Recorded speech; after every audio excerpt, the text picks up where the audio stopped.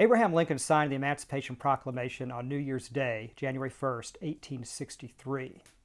He spent a good part of that morning and afternoon at the White House New Year's Day reception. That reception was a tradition dating back to 1801 in John Adams's administration.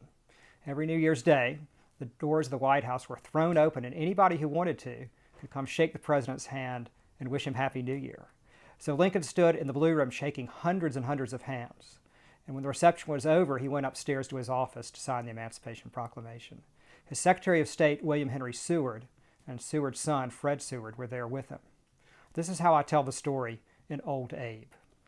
He picked up a pen and dipped it into his inkwell. He paused. His hand and arm were shaking. That wouldn't do. He laid down the pen, stretched his hand a few times, and tried again. The arm was shaking even harder. An omen of some sort? A warning that if he signed it, the country would plunge even deeper into catastrophe? No, surely not. I've never in my life felt more certain that I was doing right, he said, half to himself. But I've been shaking hands all day. See there, my fingers are swollen. I can barely hold this pen. He put the pen down again and rested his arm on his knee for a minute. Both Sewards watched him a little uneasily. If my name ever goes into history, it will be for this act, Abraham mused.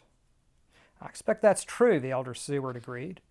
His cigar bobbed up and down from the corner of his mouth, hanging in the balance. This signature will be closely examined. If it's shaky, people will say I had compunctions. Yes, that could be. He examined his hand. It seemed a little steadier. What do you think, Governor? Can you tell a man's character by the way he signs his name, or even by his hands? They say you can, though I've never made a study of it myself. His hands were rough and large-knuckled, with dark age spots beginning to show, but still plenty strong. After all these years, they were still the hands of a rail splitter, more suited to wielding an axe than a pen. They could be the hands of a roustabout or blacksmith, he thought, or a surveyor of wide tracts of land. With such hands, a man ought to be able to offer a hearty shake to fellows well met, or grasp the tiller of the ship of state for a while, or even make a stab at setting 4 million people free. He seized the pen. Well, at any rate, it's going to be done, he said. He wrote his name slowly, then leaned back and eyed the signature. It wasn't the most elegant job he'd ever made of it, but it looked clear and firm enough. That will do, he said softly.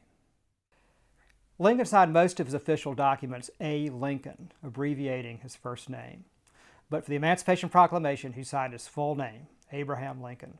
It's a good, steady, clear signature, just as he wanted it to be, for one of the most important documents in all of American history. I'm John Cribb, and I hope you'll read my novel, Old Abe. I hope it brings Lincoln to life for you, and I hope it helps you love Lincoln as much as I do.